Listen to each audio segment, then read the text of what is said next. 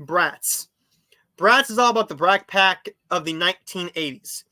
The Brat Pack was this group of actors, right? It's about this group of actors set in the 1980s. And these guys were massive stars in these teen films and young adult films. So this is all about, in the 1980s, Andrew McCarthy was part of the young generation of actors who were set to take over Hollywood after a string of successful teen films. However, when the New York Magazine cover story in 1985 dubs them as the Brat Pack, stars in the making suddenly find themselves losing control over the trajectory of their careers. Now, almost 40 years later, McCarthy looks to reconnect with peers and co-stars that together can reflect on their respective legacies. This movie does have a phenomenal cast. It does have multiple stars, and this movie delivered exactly what I wanted it to. Just a fun, solid time watching a documentary. I love the Brat Pack films. I love The Breakfast Club. I think it's one of the best films ever made.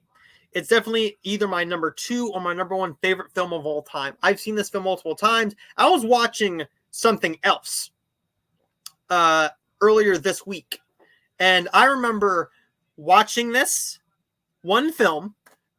I can't remember which film I was watching, but I saw that The Breakfast Club was on AMC, and I just paused the film that I was watching, and I watched about a good 10 minutes of The Breakfast Club, and I was just quoting it because I love this movie. I love The Breakfast Club. I love St. Elmo's Fire.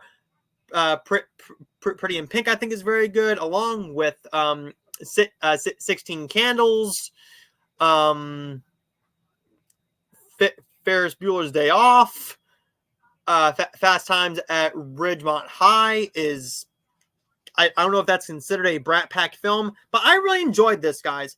This is all about him going to talk to different members of the Brat Pack about how it affected their careers to be known as part of the Brat Pack. So he talks to Emilio Estevez, Ali Sheedy, Demi Moore, and Rob Lowe, along with some other people.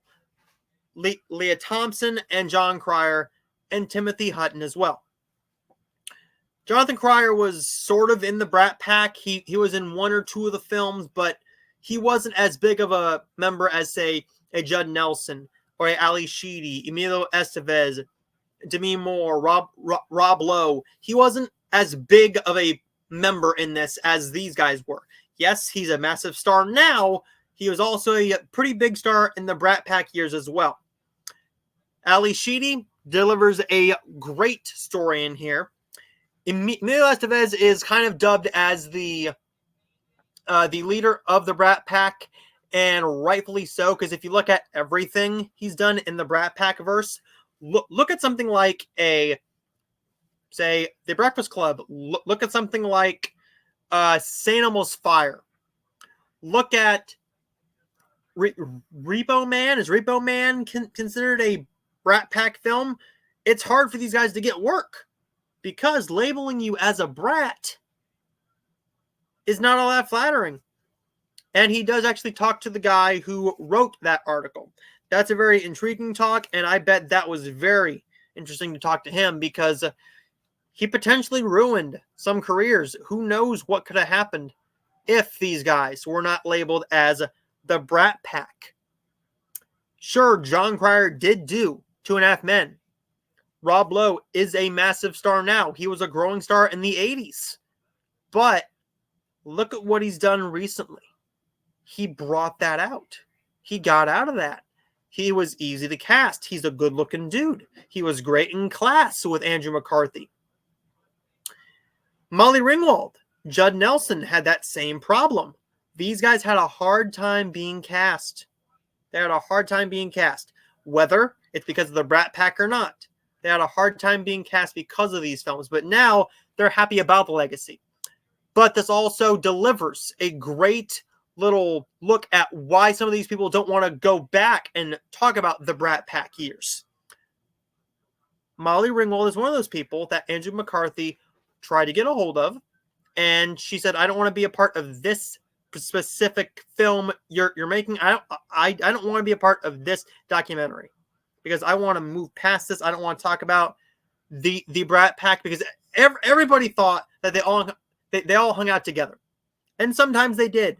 Maybe you went out to eat with somebody. Maybe you went to dinner with somebody. Maybe you went to a party with a group of the guys.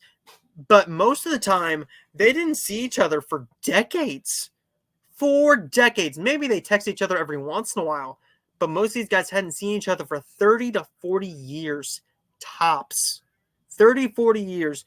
Sometimes a minimum of 40 years. They hadn't seen each other since the premiere of, say, Class, St. Elmo's Fire, The Breakfast Club, Pretty in Pink, 16 Candles. Some of these, they hadn't seen each other since then.